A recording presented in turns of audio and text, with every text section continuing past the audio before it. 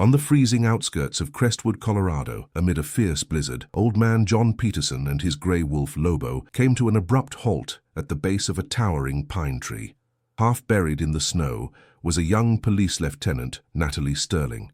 Her face was streaked with blood, her eyes barely open, and a trembling hand clutched at his coat. With a ragged gasp, she whispered, "Don't take me to the hospital. There's a traitor in the precinct."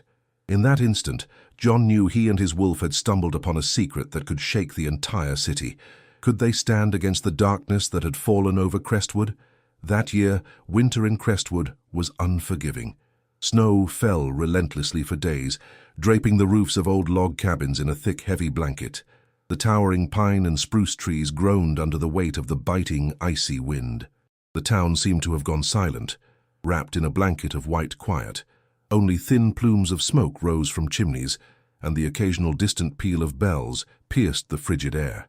On the edge of Crestwood, right at the forest's ancient boundary, stood a lonely cabin built of blackened logs. This was home to John Peterson, a man of 72. His grey hair was always neatly combed back, and his face, etched with deep wrinkles, looked like the cracked bark of an old oak tree. His calm, weary grey eyes had seen too much. John had once been a renowned local hunter, tall and broad-shouldered, with strong hands and a sharp gaze. He could read the tracks of animals as easily as others read a book. But the years had passed. His rifle had long since been gathering dust on the wall, and John had given up hunting for good. After the tragic death of his son, Alex, a young police officer, John had vowed never to touch a gun again. Since then, he had lived a quiet, humble life, earning a living mending fishing nets and doing small jobs around the community. John's only companion was his wolf, Lobo, a large male with thick grey and white fur and amber eyes that seemed to glow with a special kind of intelligence. His long paws left deep tracks in the snow. His ears were always alert, as if he could hear sounds from an invisible world. Lobo had first appeared at John's cabin as a stray puppy, separated from his pack. The old man had nursed him back to health, and since then, the wolf had become not just a friend but a part of the family. Unlike a dog, he retained a proud independence, not allowing strangers to pet him. But he was always gentle and attentive around John. His strength was matched by a quiet loyalty, and many in town would say, "Lobo is the spirit of the forest itself, protecting the old man." John, wrapped in a thick winter coat and wearing an old beanie, stepped outside to get firewood. Lobo, sensing something was wrong, became alert. He let out a low growl and tugged his master deeper into the woods. John was accustomed to trusting the animal, and although his heart tightened with a pang of worry, he grabbed his walking stick and followed. They walked along a trail where snow had piled up in thick layers, erasing all signs of life. Suddenly, the wolf stopped dead in his tracks. The fur on his neck bristled. He let out a long, hollow growl and dashed toward a lone birch tree standing a little ways off the path. John hurried after him, and when he got closer, froze. At the base of the tree, half covered in snow, lay a young woman in a police uniform. The words "City Police" were clearly visible on her dark blue jacket, and the white snow around her was stained with vivid scarlet. Her face was pale, and the crimson streaks on her cheek and below her nose gave her a haunting look. The young woman seemed lifeless, but John noticed a faint movement in her chest. He knelt, lifted her head, and in that moment her eyes fluttered and weakly opened. "Hang in there, little one," John mumbled, though his voice trembled. He had seen too many deaths and didn't want to see another. The woman, barely moving her lips, whispered, "No hospital. Traitor in the precinct." Her voice broke into a cough and dark drops of blood fell onto the snow. John felt a cold dread settle in his gut. He didn't know who she was, but her words were terrifying. Yet there was something in them that made him believe. She wasn't just hurt, she carried a secret. The old man carefully supported her in his arms and looked at her face. The woman was about 27, maybe a bit older. Her delicate features suggested a big city background, and her posture and strong shoulders showed military discipline. He now knew he was looking at Lieutenant Natalie Sterling, recently transferred from Chicago. She had brown eyes that, even in her semi-conscious state, held a stubborn glimmer. She was clearly a straightforward person, not prone to compromise, and that character had undoubtedly made her inconvenient to those who were trying to hide the truth. John sighed heavily. He thought of his son, Alex. He too had served on the force and had died years ago while arresting a gang. John still remembered that horrible phone call and the funeral, how he stood by the fresh grave, clenching his fists but not crying. His heart had turned to stone then, and now here was a girl in a uniform with blood on her face in the snowy wilderness of Crestwood. It was as if the past had returned. No, John thought, I won't let that tragedy repeat itself. He took off his heavy winter coat, wrapped Natalie in it, and carefully lifted her into his arms. Lobo walked beside him, glancing anxiously around. The wind howled and snow flew in his face, but the old man walked steadily, gritting his teeth, feeling the weight and responsibility. He understood that he was once again involved in a story that could change his life, just as that phone call about his son's death had changed it, but he couldn't refuse. To abandon her now would be to betray not only her, but also the memory of his boy. And so began the journey of John, Lobo, and Natalie, a journey that would lead them to a secret that could shake the entire city. John Peterson walked slowly but determinedly, holding Natalie's fragile body in his arms. The wind lashed his face, the snow crunched under his boots, and somewhere in the distance, a forest creature howled. Lobo walked close by, his amber eyes fixed on the shadowy forms, ready to lunge in defense of his master and the woman at any second. The old man, stumbling over snowdrifts, reached his cabin. The small house of dark logs with a crooked roof seemed like a tiny fortress in the storm. No smoke was rising from the chimney yet, but a neat stack of firewood was piled under the lean-to. John pushed the door open with his shoulder, stepped inside, and smelled the familiar scent of old wood, dried herbs, and a hint of the resin he used to patch cracks in the walls. He gently placed Natalie on the wide wooden bench, which was covered with a woolen blanket. Her face was still pale and her lips were blue, but her breathing was audible. John took a worn-out bag from a hook. Inside were bandages, a needle and spool of old thread, iodine, and several small bottles of tinctures he prepared for animals. He had once helped horses, dogs, and even wild foxes that kids from the village brought to him, and now all these skills came in handy for a person. He took off her jacket, carefully cut her shirt, and saw a deep wound on her side. A bullet had grazed her, but didn't pass all the way through. John frowned, his hands trembling, but his gaze remained steady. "Hang on, little one," he whispered. The needle pierced her skin, and Natalie moaned, opening her eyes. Her brown eyes, filled with both pain and resolve, met his. "No, not the hospital," she breathed again. "There's a traitor in the precinct. Don't trust anyone." Natalie, exhausted, closed her eyes again and fell into unconsciousness. In the corner of the room, Lobo lay with his head on his paws, but his ears were still perked up. Every crack of a branch outside was met with a twitch of his alert body. John went to the fireplace, laid out dry kindling, and struck a match. The flame took hold and roared. A gentle scent of smoke filled the room. A column of grey smoke rose through the chimney, and now anyone passing by on the road would see that there was life inside the house.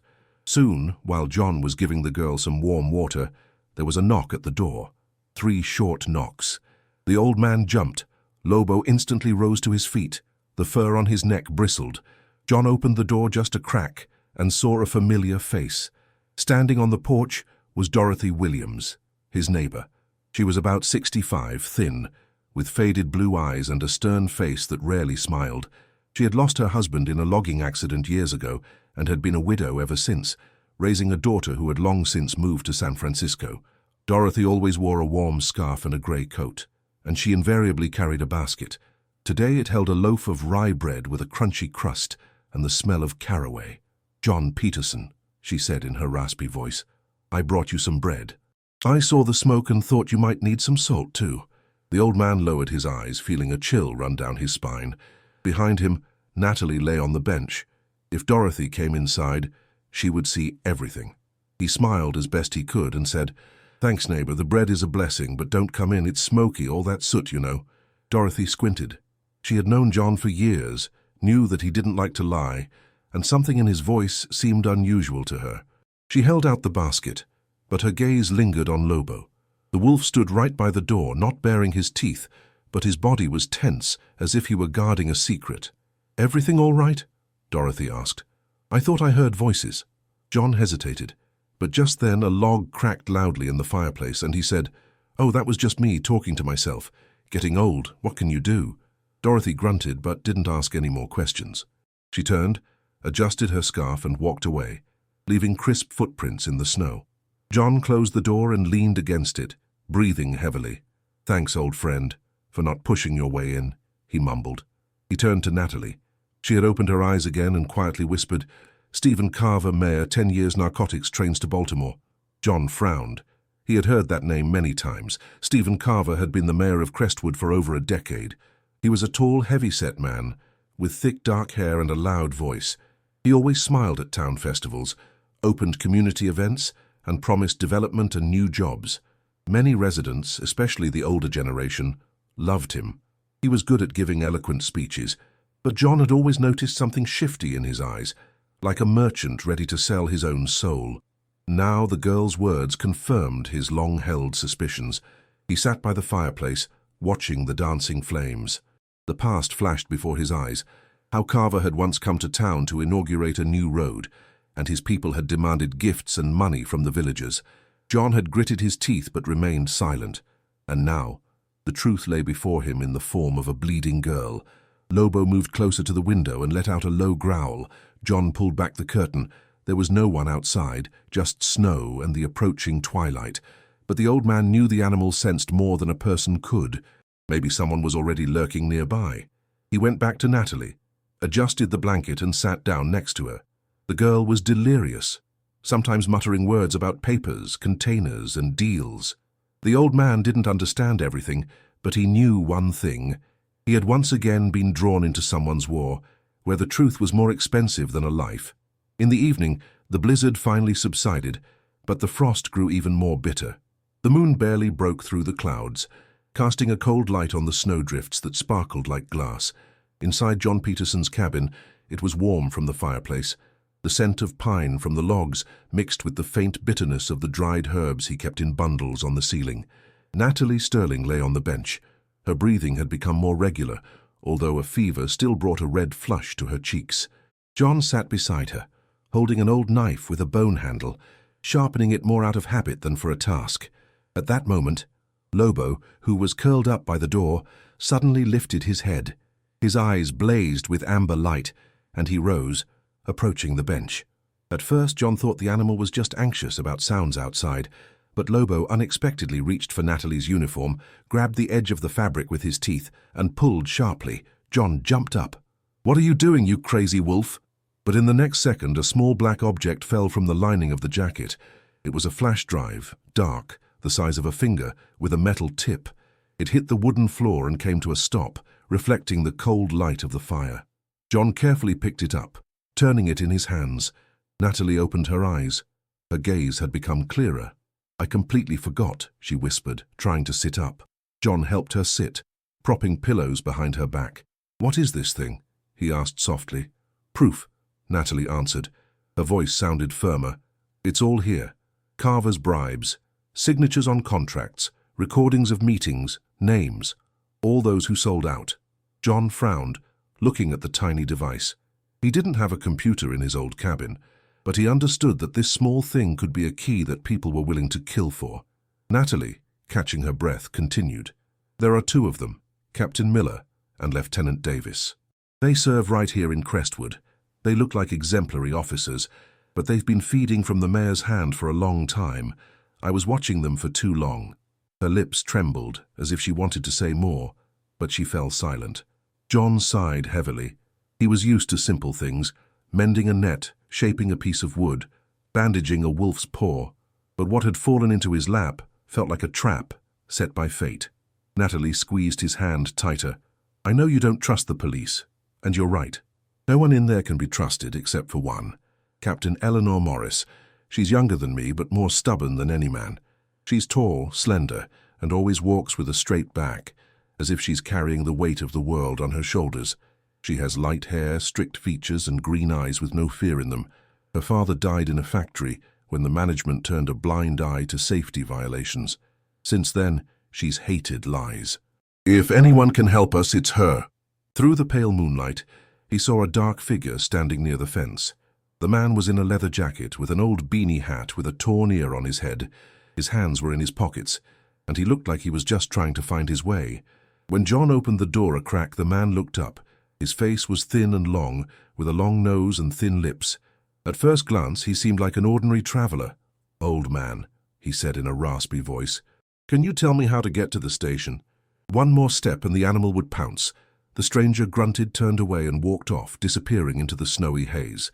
John watched him until the silhouette vanished, and only then did he return to the cabin. He bolted the door. His heart was pounding.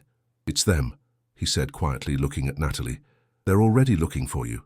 The girl nodded, her eyes flashing with resolve through her exhaustion. "Then we need to hurry. Tomorrow we have to get in touch with Morris, or all of this will be for nothing." John sat by the fireplace, stroking Lobo's neck. The wolf was tense but gradually relaxed, pressing against his master. The old man understood that the game had begun, and there would be no turning back. Night fell on Crestwood like a heavy blanket, and the frost cut at the skin like a knife. On the outskirts of town, near an abandoned depot, stood a rusty train yard. The tracks vanished into the darkness, where trains used to run to Baltimore, but now only silence and wind reigned. Snow covered the old lanterns, whose faint light fell on rows of containers. Some still had faded markings on them, and among them was a green arrow, the very one that John and Natalie had seen in the video from the flash drive. John Peterson, wrapped in his old jacket, held Natalie by the arm. She was moving with great difficulty after her injury. Her face was pale, but her eyes blazed with determination. Walking beside them was Eleanor Morris, a tall, lean woman in her early 30s. She had long legs, a straight posture, and strong shoulders that gave away a person used to discipline. Her light hair was pulled back into a tight bun, and her green eyes, bright even in the dim light, looked cold and focused. Eleanor was known in the precinct as the Iron Lady. She didn't tolerate lies, and didn't pretend not to notice others' mistakes. When she was 20, she lost her father, who died in a construction accident, where the management had concealed safety violations. Since then, she had carried the weight of justice on her shoulders, and that weight had made her tough but fair. She was reserved with people and seemed cold, but those who knew her better understood that she had a burning heart that wouldn't allow her to ignore injustice. Lobo walked ahead, his nose to the ground. The fur on his back bristled. He smelled the presence of strangers. John said quietly, "Stay close to the containers. It's drafty here, but at least we'll be hidden." Eleanor nodded, pulled out her pistol, and held it at her hip. Natalie, gritting her teeth, leaned against the wall of a rusty container. The wind howled through the empty corridors between the containers, and it seemed as if the steel walls were breathing with them. Suddenly, a voice, low and mocking, cut through the silence. "Well, look at that, little lovebirds. You brought the old man too." His fingers nervously touched his holster, as if he was ready to draw his weapon at any moment. "I told you we'd find you," Davis sneered, his voice dripping with mockery. "No Morris is going to save you. Do you even know how much a single shipment is worth? How many lives are changed when the money flows like a river?" Davis screamed in a high-pitched voice, trying to break free, but the wolf's teeth were clamped into his flesh. Miller, cursing, raised his weapon and opened fire. The bullets hit the steel side of the container, sending sparks flying. One bullet whistled past John's head. The old man fell to the ground, covering Natalie with his body. Eleanor returned fire. The bullet hit the ground in front of Miller, forcing him to jump back.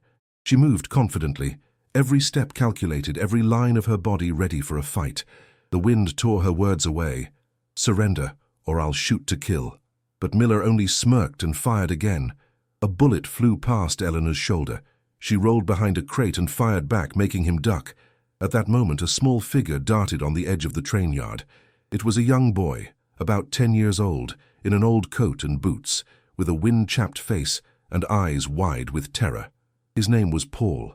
He was herding cattle nearby, but loved to wander the outskirts of town, looking for adventure.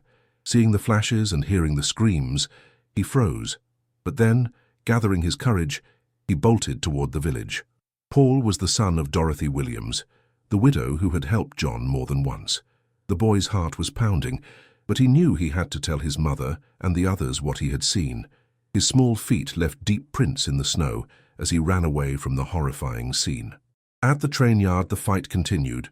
Lobo, holding Davis, was tearing at his uniform. Blood dripped onto the snow. Miller dodged and weaved. Gunshots echoed off the containers, and sparks lit up the night. John, holding Natalie close, could hear her heavy breathing. She weakly whispered, "Don't let them get away, we have the truth."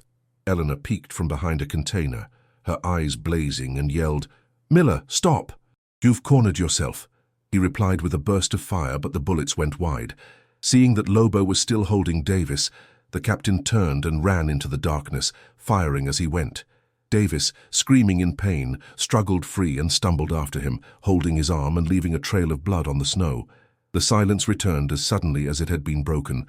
Only Natalie's raspy breathing and Lobo's low growl hinted at the recent struggle.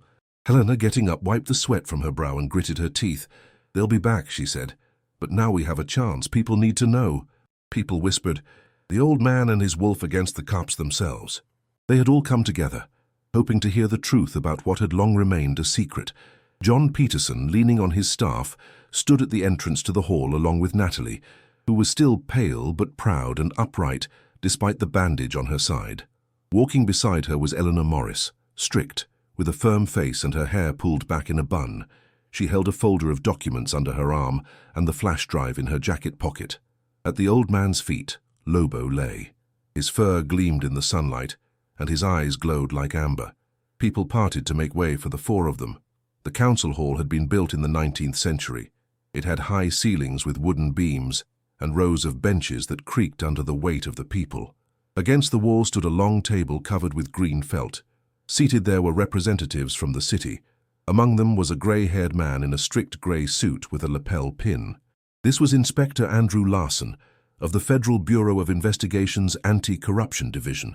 He was about 50, with a piercing gaze in his brown eyes and a calm demeanor. In his youth, he had lost his brother, who was killed in a brawl with corrupt police officers. Since then, Larson had dedicated his life to fighting traitors in uniform. His presence gave the meeting a sense of gravity. People knew this man wasn't afraid to see a case through to the end. When everyone was seated, Larson stood up. His voice was low and confident like a bell. "Today we have gathered to review evidence that concerns the future of our city. The truth is always hard, but it must be heard." He was considered a computer genius in the office, although he was shy and often avoided eye contact. A video clip appeared on the screen. Miller and Davis were seen receiving wads of cash from a man in an expensive suit.